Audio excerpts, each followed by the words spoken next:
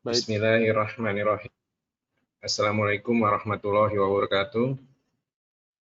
Waalaikumsalam warahmatullahi wabarakatuh. Alhamdulillah. Wassalatu wassalamu ala Sayyidina Muhammad wa ala alihi wa ashabi ajmain. Puji syukur, Alhamdulillah kita panjatkan kepada Allah Subhanahu wa Ta'ala. Kita malam ini bisa berkumpul melanjutkan kajian sejarah Islam pembebasan Konstantinopel, pertemuan keempat ya. Kedua dari terakhir ya, mungkin satu kali pertemuan lagi ya Ustadz ya. Sebelum mulai, mari kita sama-sama membaca Al-Quran. Semoga majelis kita diridhoi, dirahmati, dan mendapatkan keberkahan dari Allah Subhanahu wa Ta'ala. Dan juga Amin, ya Allah. Buat teman-teman dan saudara-saudara kita yang sedang sakit, segera diangkat sakitnya oleh Allah Subhanahu wa Ta'ala. Al-Fatihah. A'udzubillahi minasyaitonir rajim. Bismillahirrahmanirrahim. Alhamdulillahirabbil alamin. Arrahmanirrahim. Maliki yaumiddin. Iyyaka na'budu wa iyyaka nasta'in. Ihdinas siratal mustaqim. Siratal ladzina an'amta 'alaihim ghairil maghdubi 'alaihim waladdallin. Silakan Ustadz Agung untuk memulai kajian. Maaf, saya share screen dulu ya. Application. Oke.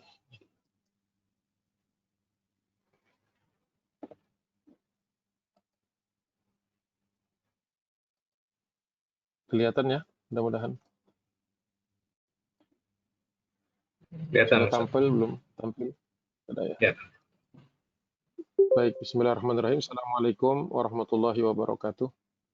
Alhamdulillah, salatu wassalamu ala rasulillah wa ala alihi wa ashabihi wa mawala. Asyhadu an la ilaha illallah wahdahu la syarikalah wa asyhadu anna muhammadan abduhu wa rasuluh la nabiyya ba'da.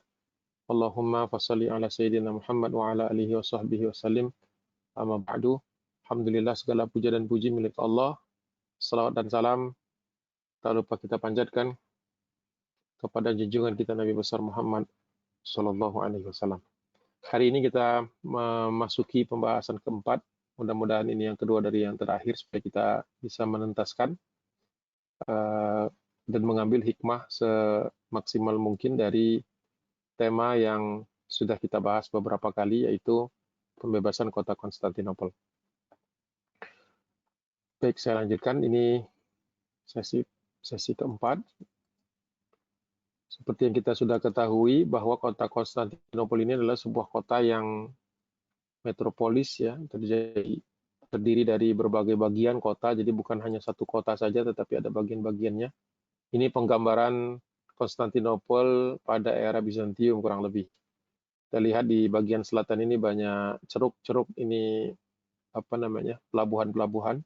Sebagian sudah tidak ada lagi, sebagian lagi sudah tertutup. Ini daerah yang disebut dengan Langga Harbor ini, atau pelabuhan Langga ini sekarang sudah jadi Yenikapu. Yenikapu sebuah pelabuhan besar. Dan beberapa kali ulang tahun kota Istanbul, 29 Mei 1453, itu dirayakan, saya pernah ikut yang 2016 di sini, kalau tidak salah, atau 2017. Kota ini terdiri dari beberapa bagian. Pertama, kota Konstantinopel itu sendiri. Waktu pertama kali kota ini sebenarnya hanya kecil saja di bagian ujung sini. Kemudian seiring dengan perkembangan, kemudian semakin meluas. Ya. Ada benteng dibangun oleh Kaisar Konstantin. Kemudian seiring dengan perpecahan antara Romawi Barat dan Romawi Timur, kemudian daerah ini diperluas lagi. Kalau kita bisa lihat, ini sebenarnya batas imajiner di sini. Ini kotanya terakhir waktu penuh itu di pertahanan kotanya di sini. Nah, kemudian ditambah lagi sampai keluar. Nah, ini adalah benteng Theodosius, yang di luar ini namanya benteng Theodosius. Ini yang kalau kita ke Istanbul sekarang dia terdiri dari 3 lapis, bisa kita lihat. Dan dahulu pernah ada paritnya di luar itu. Ya. Sehingga untuk menyerang dari arah barat ini, di daerah sebelah barat dari kota ini merupakan suatu pekerjaan yang berat. Untuk menyerang dari lautan juga bukan masalah yang mudah karena memang tidak ada pantai sama sekali kalau kita lihat di selatan itu. Jadi satu-satunya jalan yang paling sebenarnya titik lemahnya pun diketahui oleh Sultan Mehmed, yaitu daerah yang disebut dengan Teluk Halij ini. Ya. Teluk Halij. Ya, ini Laut Marmara di selatan ini. Kemudian di sini Galata, ini satu daerah kecil tadi. Satu perkotaan, tapi juga dikelilingi oleh dinding pertahanan. Tapi dia di seberang dari Halij, ya, seberang teluk yang disebut dengan Golden Horn atau Halij. Nah, dalam keadaan tidak berperang atau di dalam keadaan damai, maka ada ada rantai yang bisa diturunkan ke dasar teluk sehingga kapal bisa lalu lalang, bisa berpindah tempat di sini. Namun dalam keadaan berperang atau dalam keadaan darurat, maka tali itu bukan tali sebenarnya, dari rantai itu ditarik sedemikian rupa sehingga bagian muara dari teluk ini dibentangi oleh rantai, dan itu memungkinkan kapal lawan atau menghalangi kapal lawan itu untuk bisa masuk ke teluk ini. Karena memang dari ke semua sisi hanya daerah utara ini saja yang sepanjang teluk ini saja yang pertahanannya paling lemah, walaupun tetap ada benteng, tapi tidak semasif yang ada di barat dan juga tidak semasif yang ada di selatan.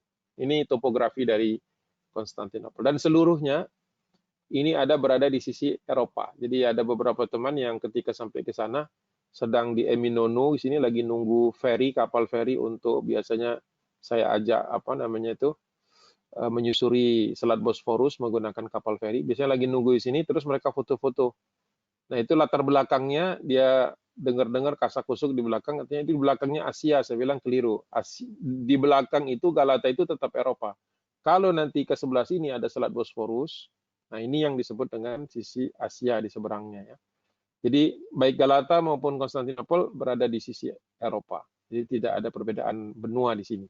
Perbedaan benuanya adalah ketika kita menyeberangi Selat Bosforus. Baik. Nah, ternyata permasalahan terbesar yang dihadapi Mehmed sebelum pengepungan ini adalah masalah loyalitas.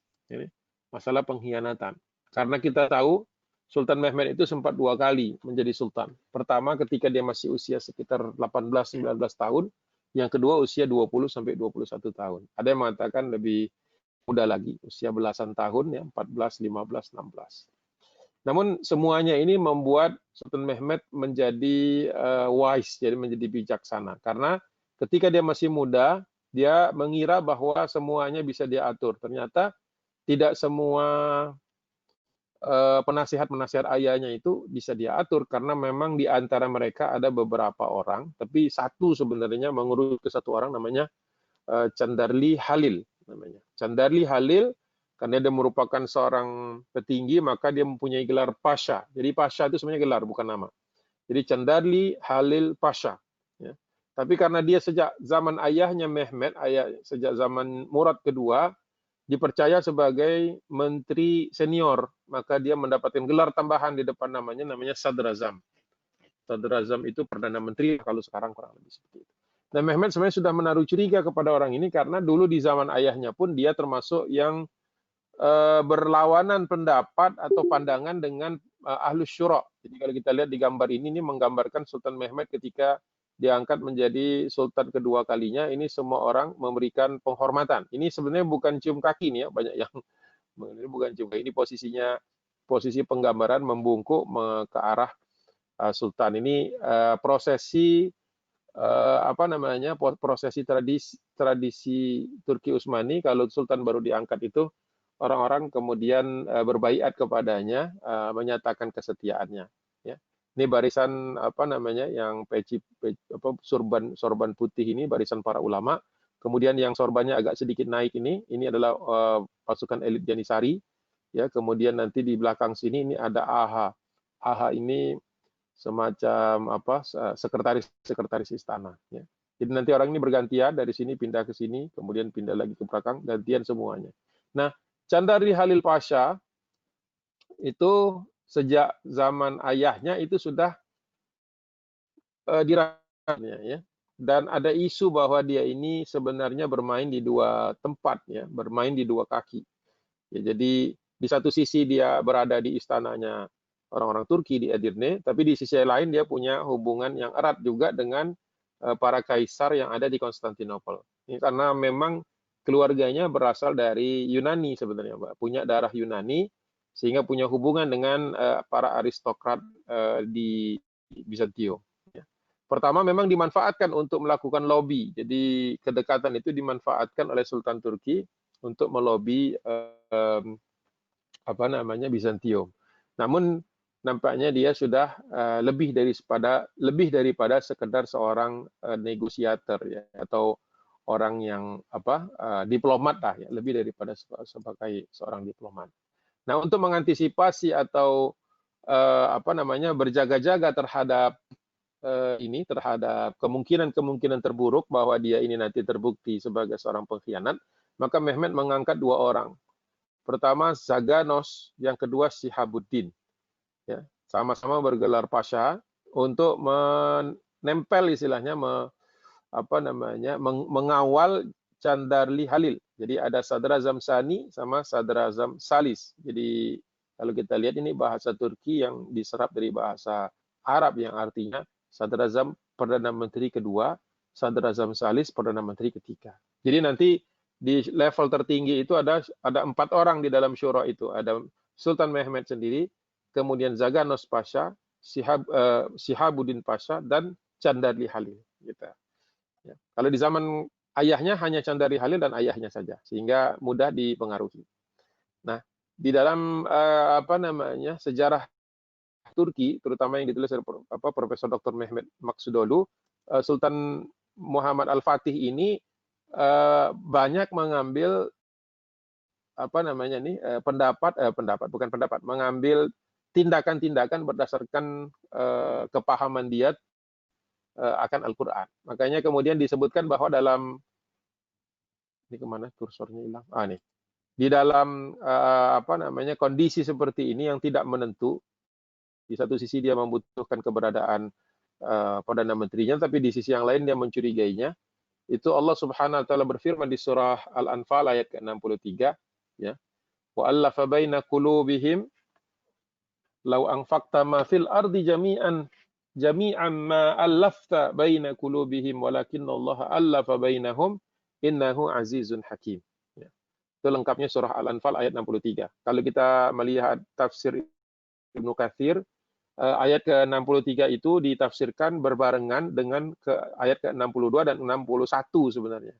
Tapi yang 63 itu wa'allafa baina qulubihim. Sesungguhnya Allah yang mengikat hati mereka. Lau anfaqta, seandainya engkau berinfak, seandainya engkau mengeluarkan harta, ma fil ardi jami'an, apa yang terkandung di dalam bumi secara keseluruhan, ma allafta baina qulubihim, kata Allah. Tidaklah kalian mampu untuk mengikat hati mereka. Walakinnallaha allafa bainahum.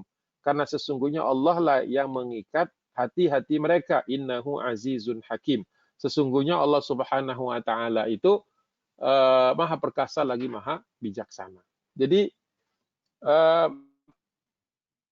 Sultan Mehmet ini menyadari bahwa tidak mungkin seorang itu bisa diikat loyalitasnya hanya berdasarkan uang.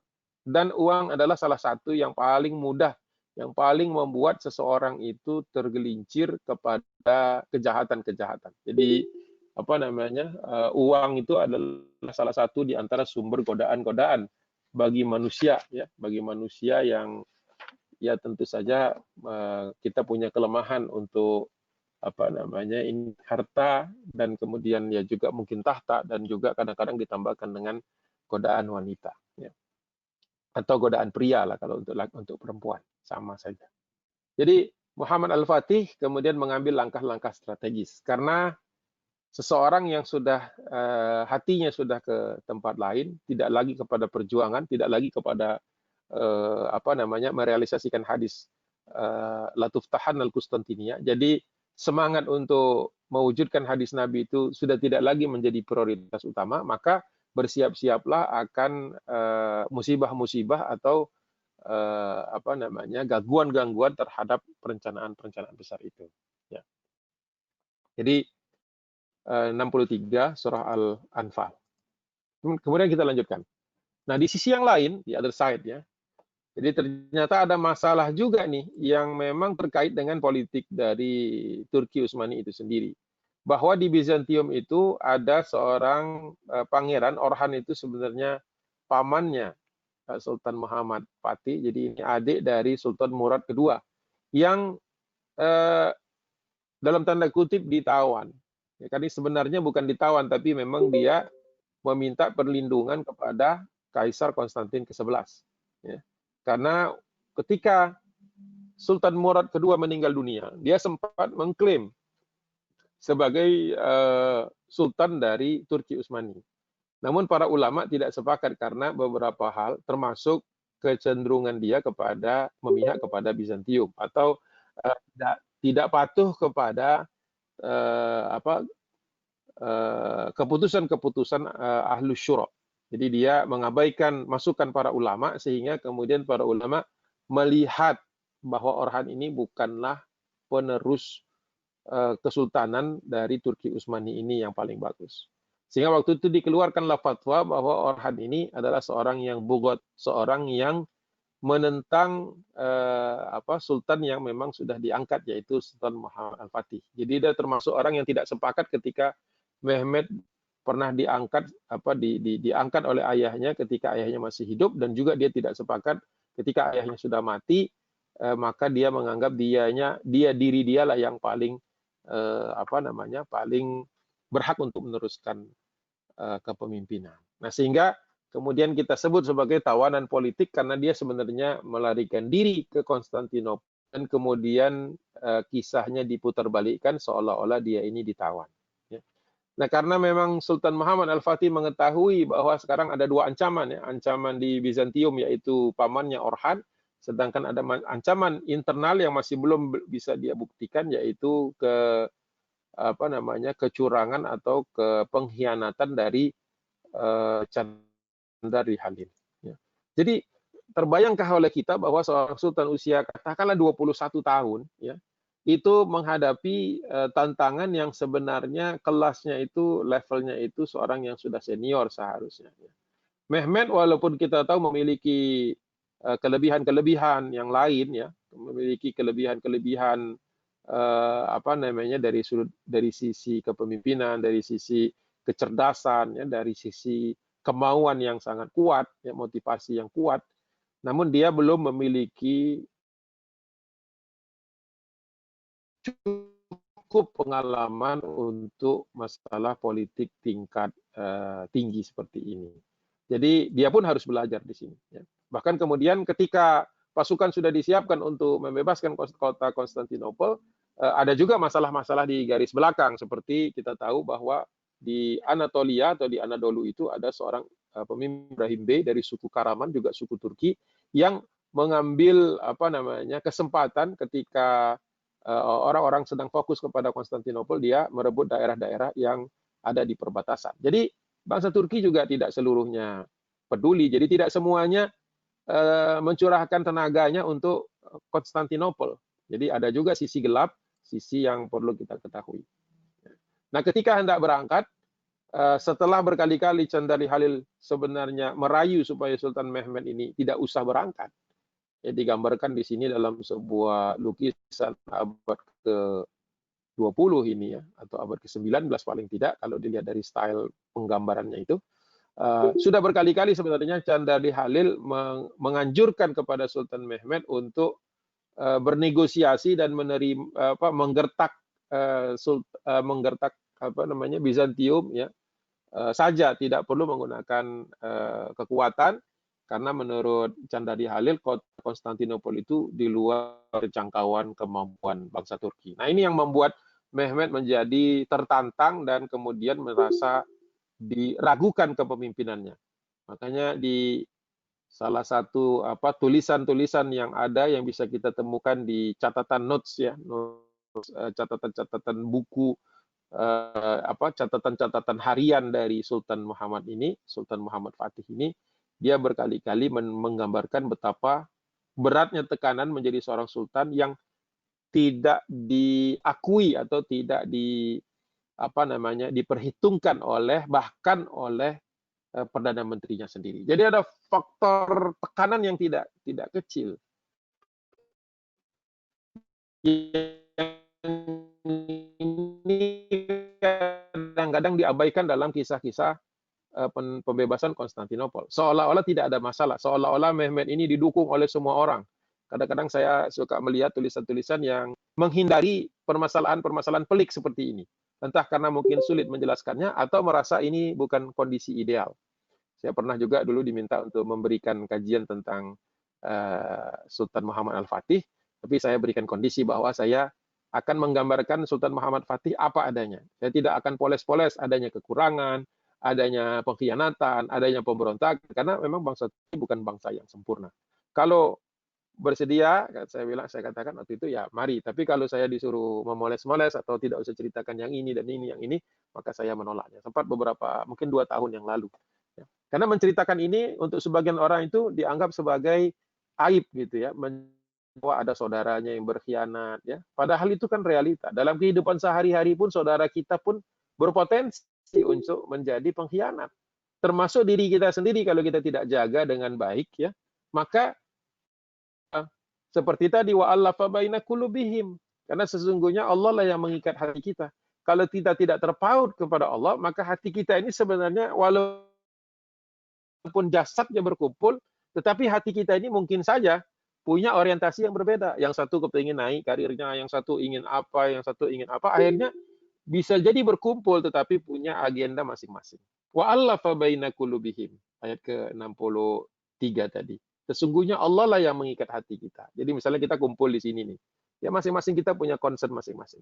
Tetapi apa yang mengikatnya? Mungkin salah satunya adalah bahwa kita di sini harus saling mengingatkan bahwa pekerjaan-pekerjaan dakwah ya merapikan barisan, ya mensinergikan apa potensi-potensi setiap kita, yaitu bagian dari perjuangan hidup. Gitu ya.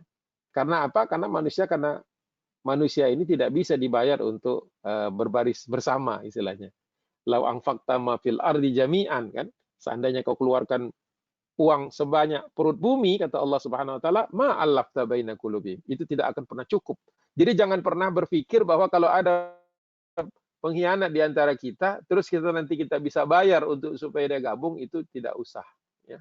Tidak usah berpikir untuk membayar seseorang agar bersama dengan kita. Itu sama saja memupuk sebuah masalah yang nantinya akan pecah pada saat kita tidak bisa lagi mengelolanya. Allah sudah ingatkan kepada kita, lau anfaqta, seandainya kau infakkan ma fil ardi.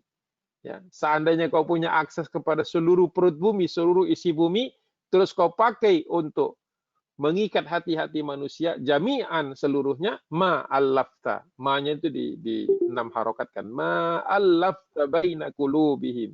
Ya. Tidak akan mungkin kalian bisa mengikat hati-hati mereka. Karena apa? Walakinnallaha allafa bainahum. Jadi sesungguhnya yang mengikat hati itu adalah Allah. Jadi kalau kita bisa mempertautkan hati setelah sekian lama jadi teman, terus hati kita berpaut karena Allah, itu patut disyukuri. Ya. Patut kita syukuri. Karena manusia tidak semuanya diberikan nikmat sebesar itu. Nah, kemudian kalau kita lihat ayat ke-64-nya, jadi tadi kan 61, 62, 63. Kemudian 64-nya, ya ayyuhan nabiyyu hasbukallah. Wahai Nabi, ya, wahai Nabi, jadi Allah berdialog kepada Nabi Muhammad SAW, cukuplah Allah sebagai ya, hasbukallah, sebagai pelindungmu. Wa manittaba'aka minal mu'minin, dan cukuplah juga bagi orang-orang bagi Allah sebagai pelindung, dan cukuplah orang-orang yang beriman sebagai pengikutmu. Ya. Wa manittaba'aka minal mu'minin, dan yang mengikutimu itu cukuplah orang-orang beriman saja. Jadi memang kalau orang beriman jumlahnya sangat sedikit. Ya. Orang yang beriman itu selalu lebih sedikit jumlahnya daripada orang-orang yang tidak beriman. Jadi kita tidak pernah berhitung secara jumlah untuk sebuah perjuangan. Ya. Maka waktu itu Sultan Mehmed walaupun sudah didiscourage oleh Candari Halil mengatakan bahwa belum siap lah, meriamnya masih uji coba lah, pasukannya terdiri dari berbagai bangsa, berbagai suku yang belum tentu bisa disatukan. Pokoknya dari sekian banyak orang yang memotivasi Sultan Mehmed, ada Candali Halil Pasha yang selalu mendemotivasi. ya, mendemotivasi, jadi mematahkan. Jadi kita juga dalam kehidupan kan begitu. Kalau di kehidupan nyata kan ada saja orang yang menyepelekan kita. Ah, udahlah, engkau nggak akan bisa untuk melakukan ini. Nah, itu jangan terlalu didengerin, ya. Nah, jadikanlah cambuk, jadikanlah semacam motivasi agar kita bisa maju. Jadi sesungguhnya membahas tentang Latuf Tahana atau penaklukan atau pembebasan kota Konstantinopel ini bukan sekedar pengerahan pasukan, tetapi pengerahan hati. Bukan sekedar mengandalkan teknologi, tetapi juga mengandalkan tidak hanya bermain politik, tetapi juga ada uh,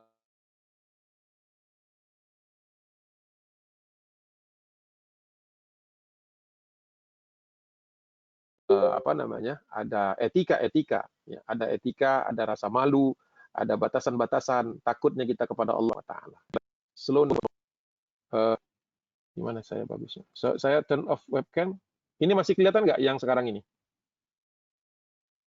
Oh, Atau webcamnya udah putus juga? mati, tapi ininya kelihatan apa? Slide-nya kelihatan.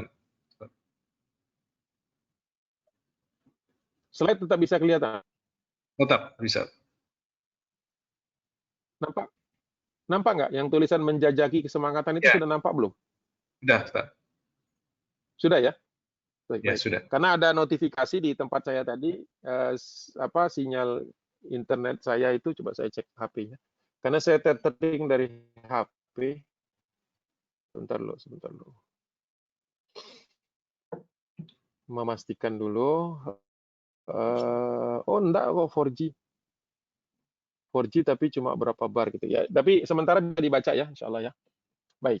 Nah, ketika Mehmet ini sudah bersiap, jadi sudah melihat ke jajaran para komandan, para pemimpin, sekarang tiba saatnya dia untuk memastikan apakah pasukannya juga siap.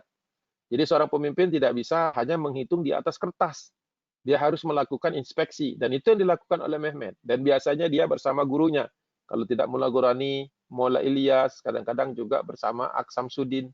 Jadi bersama gurunya, kemudian istilahnya menyaru, ya, apa, tidak menggunakan apa atribut-atribut kesultanan. Jadi dia hanya menggunakan, kalau kita sekarang tuh mungkin istilahnya menyusup gitu ya, menyusup tentu saja dengan pakaian-pakaian yang tidak mencirikan bahwa dia itu adalah seorang sultan.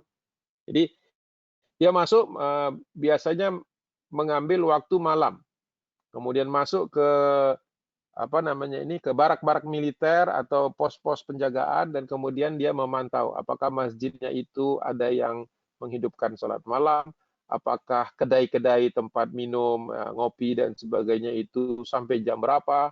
Kemudian juga dia melewati, bahkan sempat duduk di beberapa perkumpulan dan mendengarkan ocehan para pasukan ini tanpa mengetahui kalau ada sultan di tengah-tengahnya. Jadi hanya menyimak saja, dia pasif, dia tidak bicara, tidak memberikan apa namanya pujian, dan juga tidak kemudian mengungkapkan kekesalan dia, tetapi kemudian dia sebenarnya mencatat eh, kesatuan mana saja yang masjidnya ramai, kemudian kedainya ya sebagaimana kedai, ya tidak, ya catatlah beberapa obrolan-obrolan, dan kemudian juga dia menyaksikan apakah baraknya itu bersih, apakah bagaimana kedisiplinan dan seterusnya. Ya. Ini dilakukan oleh Mehmet untuk melihat seberapa siap mental dari para pasukan ini. Nah, dari sinilah kemudian Sultan Mehmet menyeleksi kesatuan mana saja yang nantinya akan dijadikan barisan terdepan. Bahkan Mehmet juga kemudian melihat siapa saja yang nantinya akan diletakkan di pos-pos yang memang beresiko tinggi. Dia tidak ingin meletakkan pasukan yang jauh dari Allah Subhanahu wa taala di tempat-tempat di mana tuntutan pengorbanannya paling tinggi. Ya. Jadi menarik kalau zaman itu Sultan mau turun sampai ke barak-barak, ya. Ya, mungkin kalau di zaman Khulafaur Rasyidin kita tidak kaget, tapi ini di zaman sudah berselang waktu 7-8 abad. Ya. Jadi ini salah satu tradisi yang apa namanya dihidupkan di masa itu. Allah Subhanahu wa taala mengingatkan kita, di dalam surah Al-Anfal ayat ke-65, 66 ini bicara tentang apa namanya kesiapan ya, bicara tentang kesiapan perang atau seperti apa ketika pasukan itu kuat dan siap ya. Kita lihat di ayat 65 dan ayat 66. A'udzubillahi minasyaitonirrajim. Bismillahirrahmanirrahim. Ya ayyuhan nabiyyu harridil mu'minina 'alal qital. Wahai nabi, semangatilah ya. Berikanlah semangatan kepada orang yang beriman untuk menyongsong peperangan. Iyyakum minkum ishruna sabiruna yaglibu mi'atain. Jika kalian atau jika engkau mendapati dari golongan kalian, dari golongan pasukanmu, ishruna sabiran, 20 orang yang sabar, yaglibuna mi'atain. Maka insya Allah mereka bisa mengalahkan 200 lawannya. Itu berarti kalau 20 banding 200 itu kan 1 banding 10. Wa iyyakum minkum mi'atun ya mi'atu yaglibu alfam minal ladina kafaru. Jika kau bisa menemukan 100 orang mi'atu ya dalam keadaan yang bersabar, maka yaglibu alfam minal ladina kafaru. Mereka bisa mengalahkan 1000. Jadi kalau 100 banding 1000 berarti 10 kali. Ini kalau keadaan imannya tinggi. Ya, bi annahum qaumul la yafqahun. Karena orang-orang kafir itu tidak mengerti tentang perimbangan antara orang beriman atau orang yang tidak beriman. Mereka berpikir 1 banding 1. Padahal dalam hitungan Allah, orang yang beriman dan yang sabar itu adalah 1 banding 10. Ya, 20 bisa mengalahkan 200, 100 bisa mengalahkan 1000. Nah, apa yang terjadi ketika keimanan itu drop? Nah, itu di ayat ke-66-nya. Al-ana khaffafallahu ankum wa alima anna fikum dha'fa. Ya. Nah, sekarang sekarang Allah berikan keringanan. Khaffafallah. Allah berikan keringanan ankum kepada kalian. Ya, karena Allah tahu wa alima anna fikum dha'fan. Karena itu terjadi ketika ada di kalangan kalian itu orang-orang yang dha'fan. Dha'fan itu adalah orang-orang yang lemah. Jadi kalau ada di dalam barisan kaum muslimin itu ada golongan yang lemah, wa iyyakum minkum mi'atun sabiratu mi'atain. Kalau ada yang lemah, maka kata Allah, yang mi'ah, yang 100 yang sabar. Jadi sama-sama sabar, tapi lemah. Ya. Mungkin punya kelemahan persiapan, kelemahan secara fisik, mungkin juga kelemahan secara mental atau semangat juang, tapi tetap mau berjihad dan berjuang di jalan Allah dalam keadaan sabirah, ya, sabiratui yaglibu mi'atain, bisa mengalahkan 100, ya. Jadi 200 mi'atain ya, 200 mi'atain itu. Jadi 100 sekarang banding 200, drop itu. 1 banding 2. Jadi kalau barisan itu kokoh, barisan itu beriman kepada Allah dengan sebenar-benarnya keimanan, itu Allah berikan proporsi kemampuan mengalahkan 1 banding 20, 1 banding 10. Kalau terjadi drop, terjadi kemudian kekurangan, kemudian kelemahan, dia turun jadi 1 banding 2. Wa iyyakum minkum alfu yaglibu alfaini. Kalau ada 1000 orang, maka bisa mengalahkan 2000 orang. 1 banding 2 biiznillah. Dengan izin Allah Subhanahu wa taala. Wallahu ma'as sabirin. Allah selalu bersama orang-orang yang sabar. Jadi dari 1 banding 10 ya, bukan 1 banding 20 nih, salah tulis ini. 1 banding 10 kemudian turun jadi 1 banding 2. Saya edit dulu. Maaf. Gimana caranya nih supaya balik lagi? Bentar. Ini ada kekeliruan.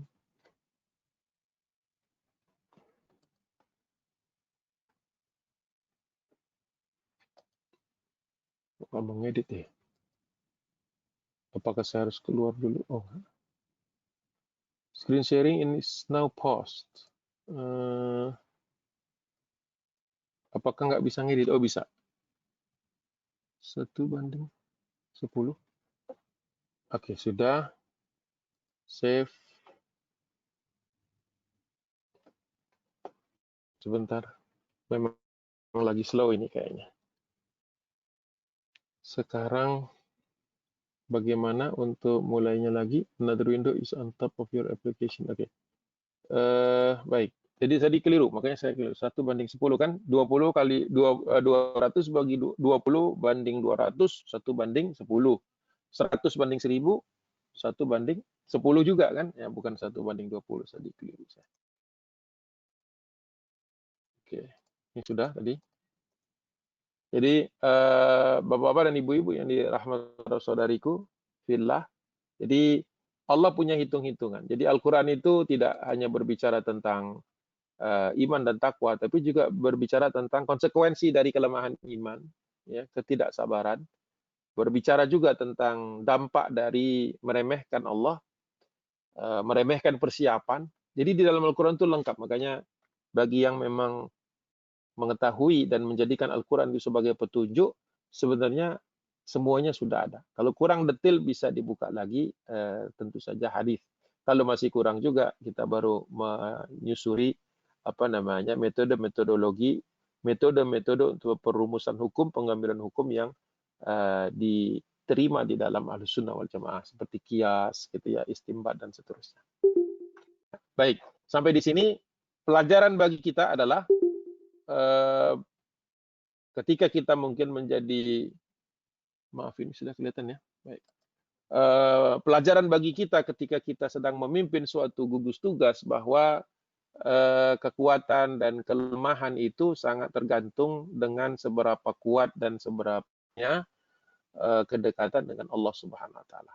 Makanya tidak aneh kalau kaum muslimin itu menempatkan ibadah, menempatkan zikrullah dalam setiap aktivitasnya sebagai rutinitas yang perlu, sebagaimana kita pagi dan petang ada zikir, ya, ada ma'thurat, ya, zikir-zikir yang memang punya contoh di zaman Nabiullah Muhammad sallallahu alaihi wasallam.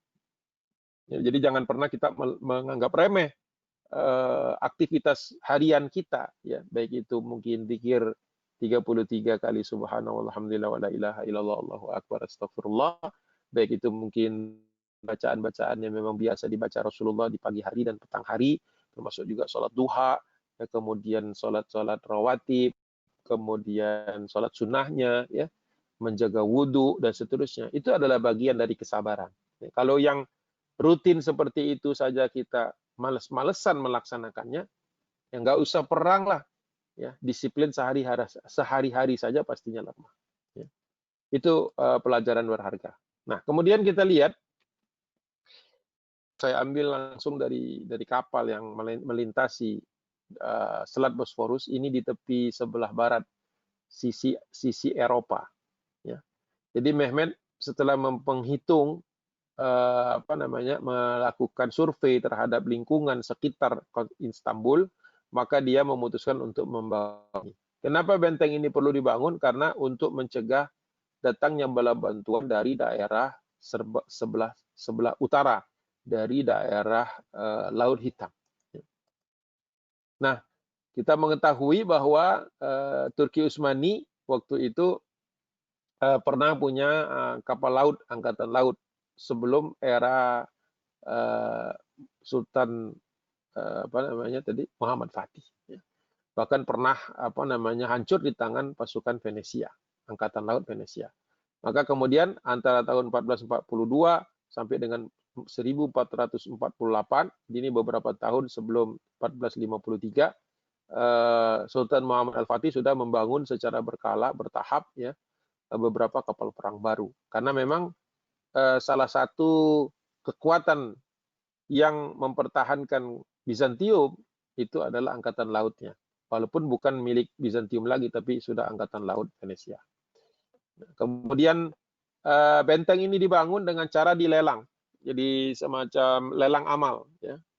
Waktu itu tentu saja kita mengetahui bahwa dalam kehidupan kaum muslimin ini ada konsep yang namanya fastabiqul khairat. Itu berlomba-lomba di dalam kebaikan. Ya. Sebagaimana kita ketahui Allah Subhanahu wa taala di surah Al-Anfal, masih di surah Al-Anfal juga ayat ke-60 itu, wa'iddu lahum mastata'tum min quwwah wa minar ribatil khaili turhibuna bihi aduwallahi wa aduwakum wa akharina min dunihim la ta'lamunahum la ta'lamunahumullahu ya'lamuhum wa ma tunfiqu min syai'in fi sabilillahi yuwaffa ilaikum wa antum la tuzlamun. Maka kata Allah Subhanahu wa taala, persiapkanlah ya bagi kalian, persiapkanlah untuk menghadapi musuh-musuh kalian dari kekuatan-kekuatan yang bisa kalian kumpulkan berupa khail, yaitu kuda-kuda yang disiapkan, turhibuna bihi aduwallahi wa aduwakum, kuda-kuda atau peralatan perang yang disiapkan untuk menggentarkan musuh-musuh Allah dan musuh-musuh kalian, ya. Wa akharina min dunihim, ya, atau untuk apa namanya ini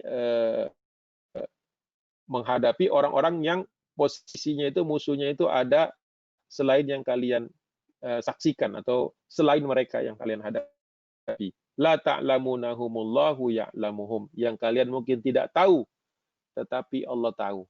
Jadi ketika di dalam satu konflik militer kita mengetahui bahwa musuh kita bukan saja yang berhadapan tetapi juga mereka-mereka yang sebenarnya simpati dengan lawan kita. Jadi ada rumus lawannya, lawan adalah teman, lawan adalah lawan. Namun banyak yang mungkin tidak menyadari bahwa sesungguhnya kehidupan manusia ini ya dari satu waktu ke satu waktu sebenarnya dari konflik ke konflik. Ya, bagaimana kita mengelola sehingga terjadi perdamaian. Ya. Tentunya dalam kehidupan kita ini tentu saja konflik. Misalnya kita tanyakan kepada orang yang tinggal di Palestina, sehari-hari mereka menghadapi konflik. Bahkan sehari-hari menghadapi ancaman agresi Israel. Ya. Mungkin kita di sini nggak percaya karena kita jauh dari situ.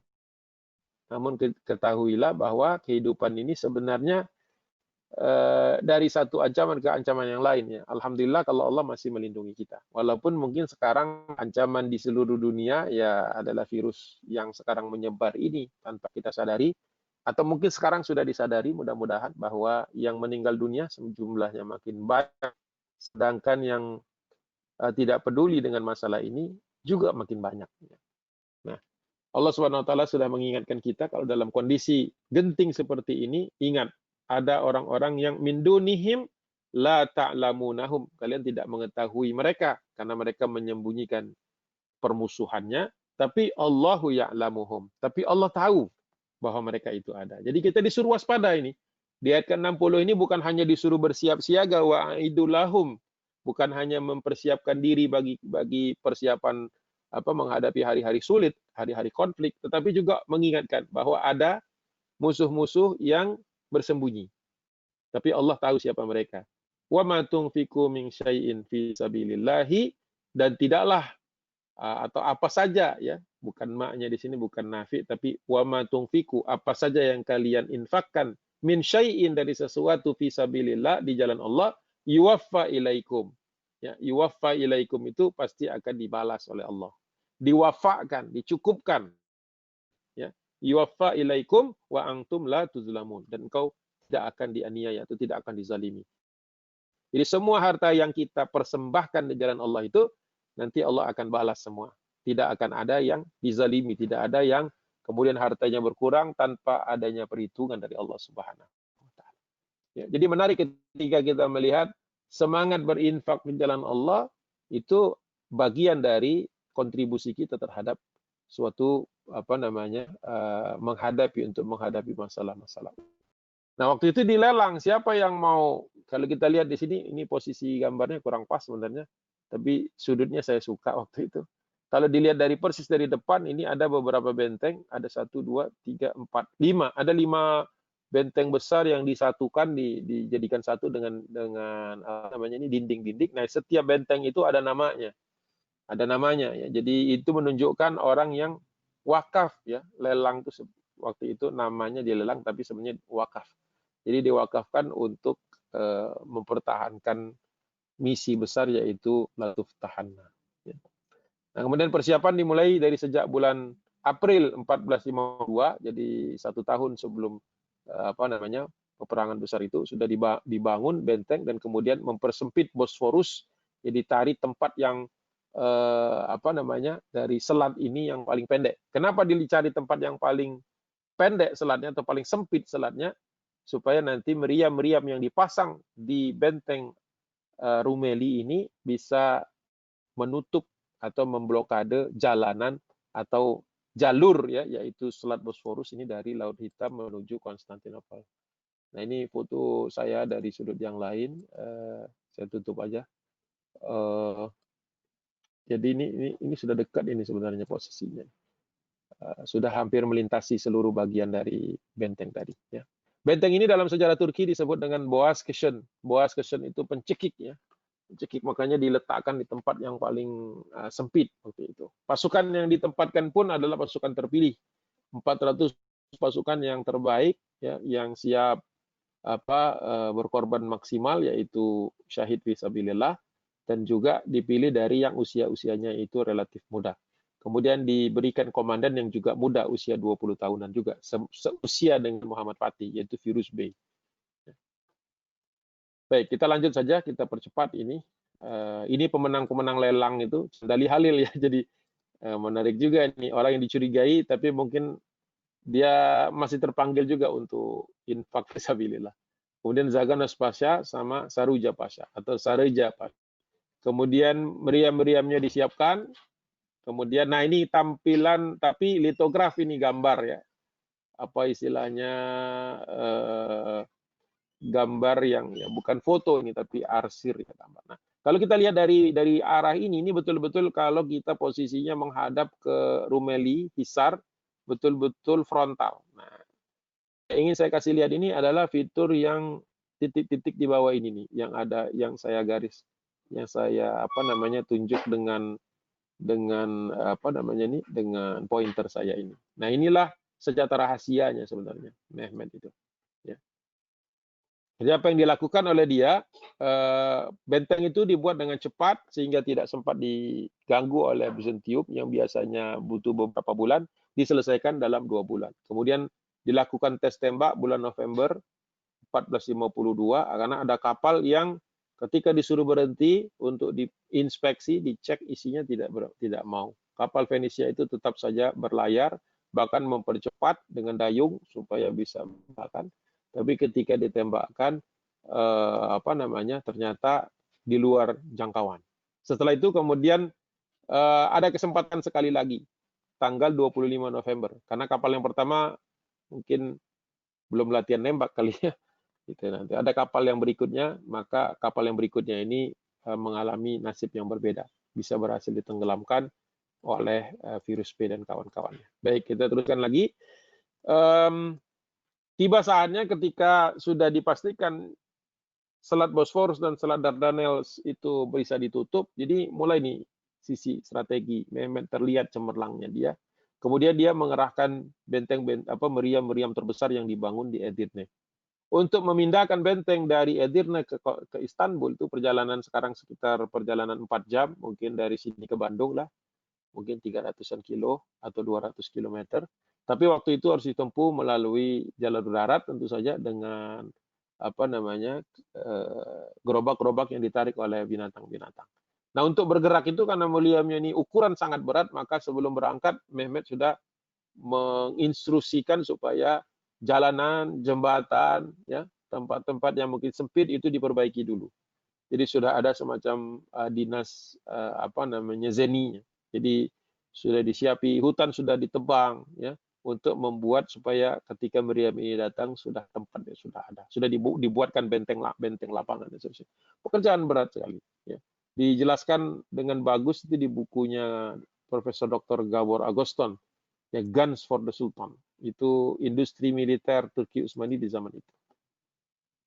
Baik, saya lanjutkan, mungkin detail-detailnya saya skip karena mungkin untuk keperluan kita tidak perlu detail-detail banget. Ini untuk waktu itu kajian di BAIS waktu itu, dan badan intelijen strategis ya, minta saya menyampaikan ini.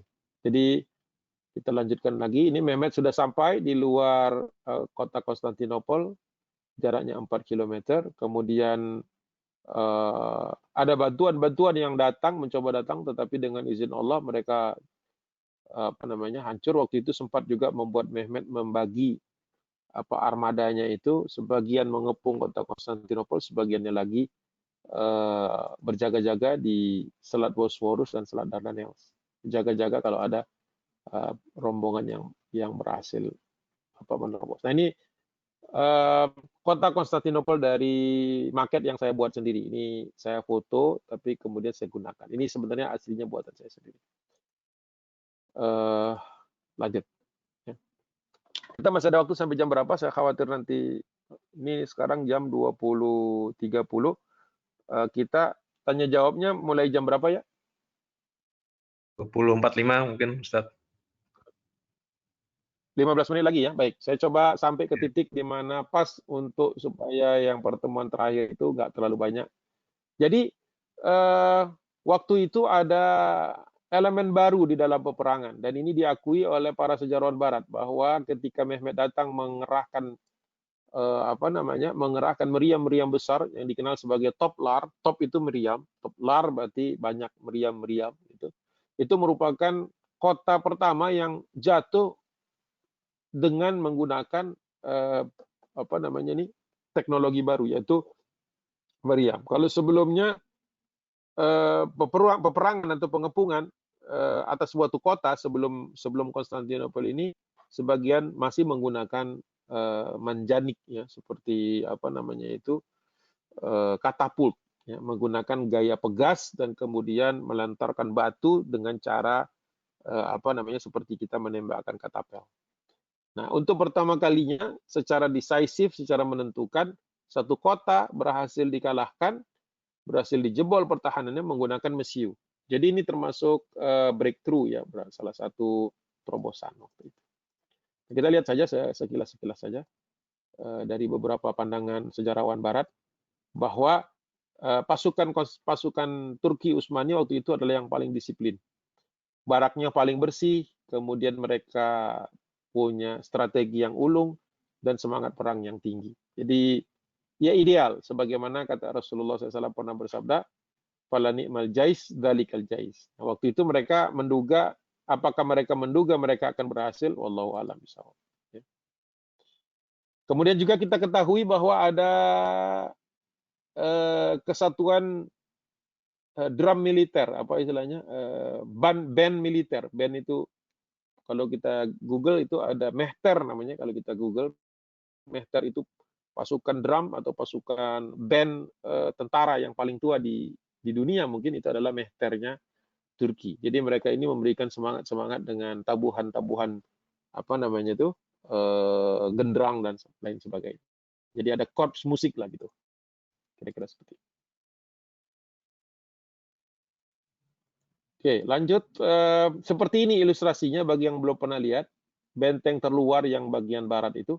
Kita lihat, jadi ada 3 baris ya. Jadi paling luar itu adalah kanal, kemudian di sini ada level satunya, ini Parateikion, kemudian ada benteng satu lagi, Peribolos, kemudian baru satu lagi benteng tertinggi. Ini tingginya sekitar 3 meter, yang di tengah ini 5-7, yang ini sampai 12-15 meter. Jadi kalau serangannya dari arah sini, maka ini merupakan suatu benteng yang besar. Wajar kalau di zaman para sahabat tabi'in itu dulu sulit sekali membutuhkan kekuatan benteng ini karena memang tidak dimiliki senjata-senjata yang sepadan dengan itu. Ya. Nah ini kalau dilihat dari arah dari arah penampangnya, ya, arah serangan dari sini, dia harus melewati dulu parit ini untuk bisa masuk, kemudian Paratekion masuk benteng kedua, masuk lagi Peribolos, baru masuk benteng ketiga, baru kalau tembus semua ini baru bisa masuk ke kota. Ya. Jadi ya lumayan berat sebenarnya kalau kita lihat. Dan ini ilustrasi saja, sebenarnya tidak persis seperti ini. Ilustrasi bagaimana meriam-meriam itu diletakkan persis di depan benteng yang 3 lapis tadi. Ya. Jadi zaman dulu meriamnya belum memiliki roda, jadi tidak mudah untuk dipindah-pindahkan karena memang waktu itu daya ledaknya belum terkendali. Ya. Tapi ini kira-kira kondisinya waktu itu. Ya. Termasuk pasukan pertama yang menggunakan meriam. Ya. Lanjut lagi. Nah ini penggambaran dari film yang sebenarnya tidak historis. Karena memang Mehmet ketika peperangan itu mewajibkan para pasukan itu secara bergantian sholat. Tidak sebanyak ini, tidak semasif ini ya, karena memang dari paling utara sampai selatan itu dikepung itu sekitar 4 km. Saya pernah jalan kaki dari Edirne Kapı sampai ke Yedikule. Jadi sudah paling utara itu sebenarnya. Enggak paling utara, masih ada apa Istana Blacherne. Jadi ya minus sekitar 300 meter lah. Jadi enggak persis dari utara. Jadi jalan pagi sampai ke selatan. Itu kalau di bentang manusia sholat, wah itu berapa juta itu. Jadi historis juga. Jadi film yang menggambarkan kolosal apa orang sholat sebanyak ini sebenarnya hanya pemanis gambar saja. Karena dalam keadaan aslinya ini tidak mungkin dilakukan dan berbahaya. Karena musuh tinggal nembak aja ke arah sini. Jangan lupa bahwa pasukan Bizantium punya katapult dari dalam itu. Kalau mereka tembakkan ke sini berapa ratus orang yang mati. Ya. Jadi ini hanya semacam hiburan. Jadi kalau nonton film jangan kita anggap itu sejarah. Anggap aja hiburan. Jadi senang-senang aja kalau nonton. Jangan ditanyakan ini sejarahnya sesuai sejarah. Karena banyak kan film, bahkan film Turki juga banyak juga yang tidak historis sebenarnya. Ya intinya memang ada pembinaan mental ada, tetapi tidak sampai seperti inilah. Itu sederhananya saya. Nah, kemudian kita lanjutkan lagi pertahanan benteng. Jadi ada 3 level nih tadi saya katakan. Ini ada kelas 1 benteng paling kuat di sebelah barat, kemudian kelas 2 yang membentengi yang mengarah ke Laut Marmara dan Selat Bosphorus. Kemudian benteng kelas 3 ini yang paling kecil. Ini di dalam penelitian Profesor Dr. Nicoli juga ada. Bahwa waktu itu Mehmet pun mengetahui bahwa titik lemah kota Konstantinopel ini ada di utara. Tapi ada satu barrier, ya ada suatu penghalang yaitu rantai yang membentang itu. Ya. Rantai yang membentang itu. Baik, kita lanjutkan. Nah ini kemudian ada blokade laut. Ya. Dipimpin oleh Ali Kusucu. Ya. Jadi dikepunglah kemudian lewat laut sehingga sempurna sudah pengepungannya. Kalau di zaman para sahabat dulu pengepungannya tidak serapat ini. Jadi Mehmet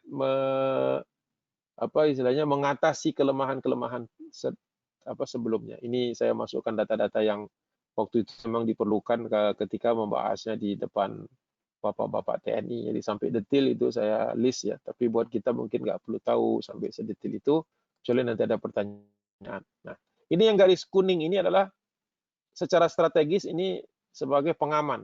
Ya. Walaupun waktu itu saya juga diberi masukan, sebenarnya kalau rantai itu putus, jebol lah sudah. Tetapi memang dengan teknologi saat itu memang sulit untuk memutusnya. Ya. Seperti apa nanti saya punya gambarnya di sini. Insyaallah. Nah waktu itu posisi Genoa netral ya, jadi ini maaf saya mundur sedikit lagi. Nah yang ini Galata, ini netral waktu itu. Tapi rantainya ngikat ke Galata. Jadi netral, sedangkan Konstantinopel hostile. Jadi pertempurannya lebih banyak di sisi barat ini. Galata ini hanya dikepung saja, tapi Galata sendiri tidak perang. Makanya nanti setelah peperangan, Galata itu statusnya sulhun, sedangkan Konstantinopel ini statusnya unwatun. Ya. Sulhun itu maka daerahnya tidak boleh dikonfiskasi, bangunannya tidak boleh direbut, sedangkan Konstantinopel boleh. Itu nanti ada konsekuensi fikihnya, tapi mungkin kita bahas pas terakhir aja, jangan sekarang. Nah ini seperti ini ilustrasinya. Ini di atas ini hanya ilustrasi. Kalau yang di bawah itu gambar asli. Jadi rantainya itu memang masih disimpan di 3 museum. Museum Bahari yang disebut dengan Denis Mussezi itu dekat makamnya Khairuddin Barbarossa. Kemudian satu lagi yang saya sudah lihat kalau yang di Museum Bahari itu. Kemudian ada satu lagi di Museum Harbiye, museum militer yang ada di daerah Taksim, itu juga saya sudah lihat. Nah, satu lagi katanya ada di Istana Topkapi, tapi saya tidak pernah ketemu. Gitu. Jadi ada 3 tempat, kalau menurut sejarawan ada 3 tempat di mana rantai itu disimpan aslinya. Jadi bisa dibayangkan waktu itu memutus rantai seperti ini dengan teknologi zaman dulu. Ini kan harusnya pakai blowtorch ini, pakai api tekanan tinggi. Ya nggak mungkin waktu itu belum ada. Jadi memang unggul waktu itu Bizantium bisa memasukkan kapalnya ke dalam teluk, kemudian dibentangkan ini, kemudian dijejerkan pas kapal perang, jadi ada yang mendekat tinggal ditembak. Jadi bisa bertahan dengan cukup kuat mereka itu. Galata juga dikepung walaupun netral, khawatir kecurangan-kecurangan. Jadi Mehmet ini orang sangat hati-hati ya. Kemudian terusin aja nih, nggak perlu detail-detail ini. Nah ini Masih ingatkah waktu Mehmet saya pernah ceritakan dulu ingin memiliki apa namanya teknologi yang menentukan, decisive, yang bisa menentukan kemenangan. Maka dia waktu itu membayar eh, alih teknologi ini kepada seorang ahli pembuat meriam waktu itu namanya Orban. Dia ini orang Hungaria. Dibayar oleh Mehmet untuk membangun meriam tadi, tetapi dengan syarat dibangunnya di pabrik pabrik peralatan perang di Edirne. Ya, jadi harus ada transfer teknologi. Dan beberapa kali Mehmet minta untuk di-upgrade. Jadi di-upgrade kualitas meriamnya supaya memenuhi apa namanya perhitungan-perhitungan dia untuk menghancurkan benteng ini. Nah, ketika tes tembak itu dilakukan beberapa kali, naas ketika salah satu di antara eksperimen pertembakan itu ya semakin besar supaya bisa menembak semakin jauh. Itu pernah terjadi ledakan, itu disebutkan oleh Profesor Dr. apa namanya Agoston itu, bahwa ketika salah satu eksperimen itu gagal, pecah ya, meledak, maka matilah Orban orang Hungaria ini. Nah, ketika dia mati, seandainya waktu itu tidak ada transfer teknologi, maka ini uang yang terbuang, meriam ini tidak bisa dioperasikan atau tidak bisa direplikasi, tidak bisa ditiru. Nah, karena dibuatnya di Edirne, maka Mehmet waktu itu bisa mengerahkan para engineer-nya, insinyurnya untuk membuat meriam yang baru. Dan ternyata meriam-meriam yang baru ini berhasil diselesaikan. Jadi memang gurunya itu orang Hungaria, tetapi meriam-meriam yang digelar ketika dikepung kota Konstantinopel itu sebagian sudah buatan sendiri, buatan insinyur-insinyur Turki. Nah, ketika ditembakkan waktu itu masih konvensional berpikirnya, ditembakkan di satu bagian, tembakkan satu bagian, tembakkan satu bagian seperti itu, dan efeknya bagus, pecah. Tetapi pasukan yang harusnya memanfaatkan celah dari dinding yang rusak ini tidak bisa cukup cepat untuk sampai ke titik itu. Karena kemudian ya tentu saja benteng ini penuh dengan lawan. Jadi ketika pasukan Turki tidak bisa masuk ke dalam kota ini setelah benteng ini retak-retak atau pecah, maka dengan sigap pasukan yang ada di dalam kota ini menutup kembali menggunakan batu-batuan yang ada, membuat kerangka-kerangka baru dan ditutup kembali. Jadi sempat frustasi juga itu pasukan meriam. Bisa menjebolnya tapi tidak cukup besar kerusakan itu sehingga dengan mudah dalam satu hari atau kurang dari satu hari diperbaiki, direparasi. Kemudian Sultan Mehmet dengan cukup bijaksana mengatakan ini pasti ada cara. Jadi Orban itu ketika mendesain meriam ini dia belum men-share cara memanfaatkannya. Dia baru menjual hardware, tapi belum menjual konsepnya atau teknik menggunakannya. Makanya ketika itu sempat dicari, sempat dilihat, dan kemudian melakukan beberapa modifikasi sehingga ditemukan bahwa cara nembaknya yang benar itu begini. Jadi bukan 3 meriam menembak satu persatu di setiap bagian dari benteng, tapi 3 meriam itu ditembakkan di satu bagian, satu segmen. Jadi satu segmennya antara apa namanya ini antara menara ke menara itu disebut satu segmen. Jadi bukan satu tembakan ke setiap segmen, tetapi 3 tembakan atau lebih di satu segmen. Sehingga kehancuran itu masif. Ya. Jadi ternyata alih teknologi saja nggak cukup. Kita punya alat yang tapi nggak bisa makainya. Ini seperti ini nih frustasi. Ada meriamnya tapi nggak bisa makainya. Tekniknya itu kan best practice juga gitu. Ketika kita punya teknologi tapi kita juga harus tahu cara menggunakannya efektif itu seperti apa. Nah, jadi ternyata manualnya itu adalah 3 meriam, makanya dibuat satu gugus tembak itu terdiri dari 1 meriam besar, 3 meriam sedang, dan beberapa meriam kecil untuk membuat supaya orang-orang yang datang untuk mereparasinya ini merunduk. Jadi ada meriam kecil yang memang peluru yang ditembak itu kecil-kecil tapi jumlahnya masif. Itu memang untuk membuat orang mendiscourage orang, untuk membuat orang jadi segan untuk muncul dan kemudian tertembak. Jadi meriamnya itu terbagi 3 kelas ya, dalam satu gugus itu. Meriam kecil, meriam sedang, meriam yang besar. Nah, yang meriam sedang ini tembak duluan. Menembak di 3 titik.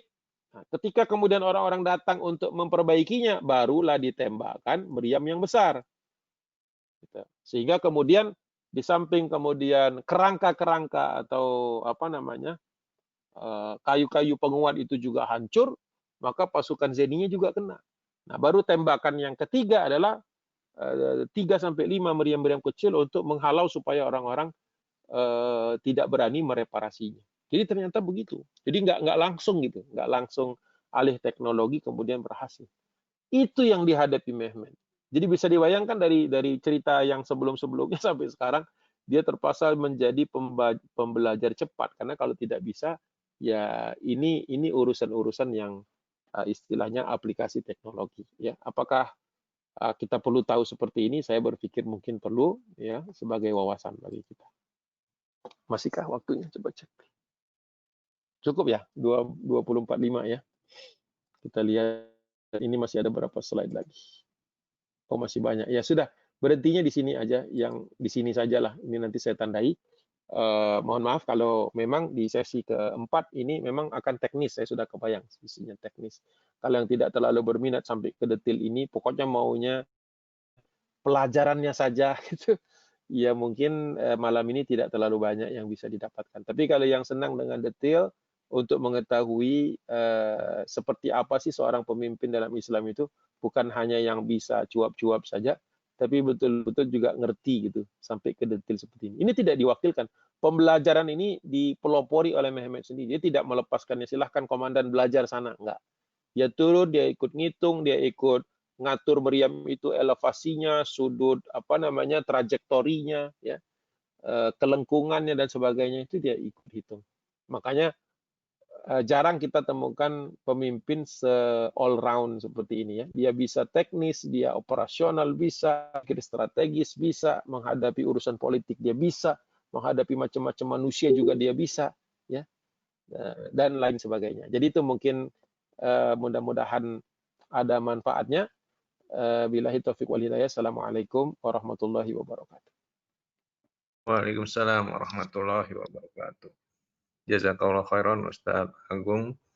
Buat teman-teman yang ada pertanyaan boleh menuliskan di chat. Kalau belum ada mungkin saya ada pertanyaan Ustadz. Jadi apakah Boleh. dalam membina pasukannya ini itu ada sekolahnya atau ada akademi militernya gitu ya yang disiapkan sebelumnya? Yang kedua, apakah misalnya yang saat menentukan siapa yang berangkat perang ini, apakah ada pendekatan misalnya dengan seperti Muhammad Al-Fatih ini kan dia hafal Quran apa ditentukan misalnya dengan dipilih panglimanya yang menghafal Quran atau tidak seperti itu. Terima kasih. Ya, terima sama-sama. Kalau ini memang sempat viral di mana-mana bahwa Mehmet katanya memastikan setiap pasukannya hafal Quran. Tapi sejujurnya di dalam catatan sejarah itu tidak ditemukan gitu ya.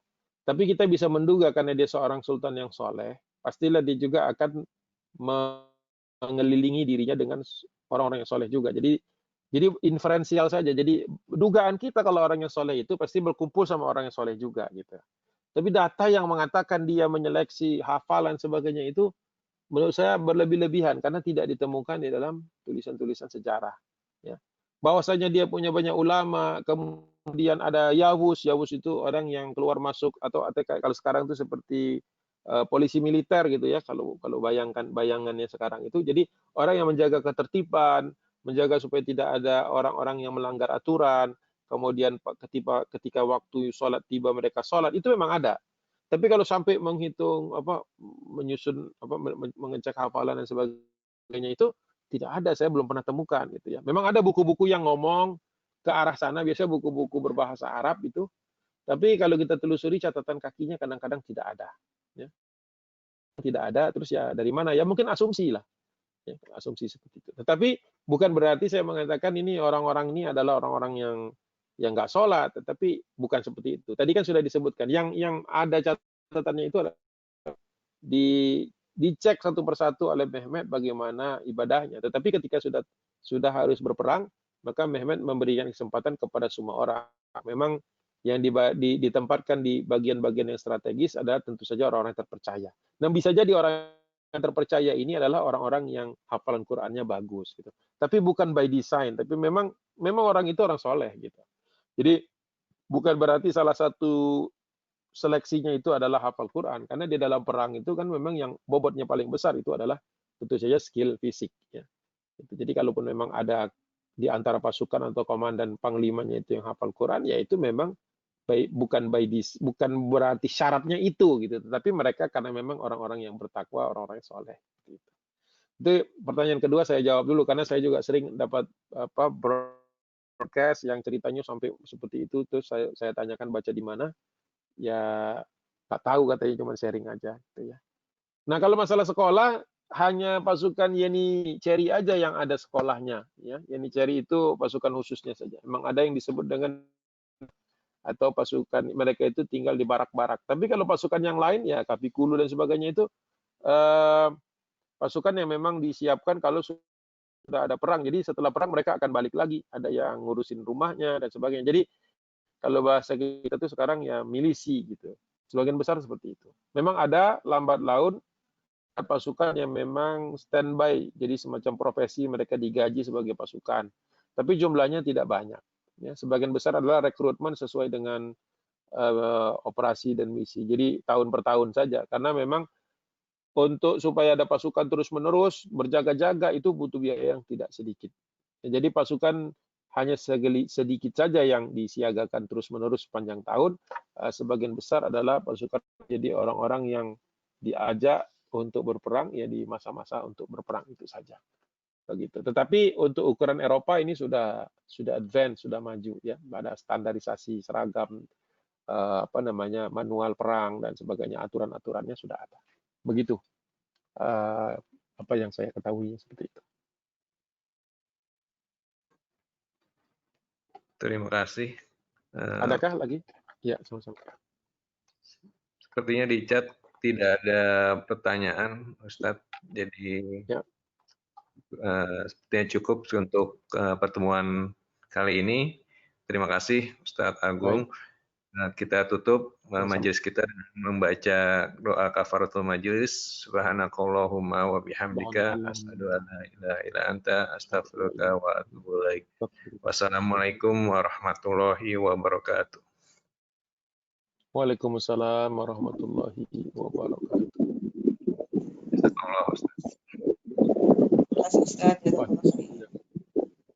Terima kasih Ustadz.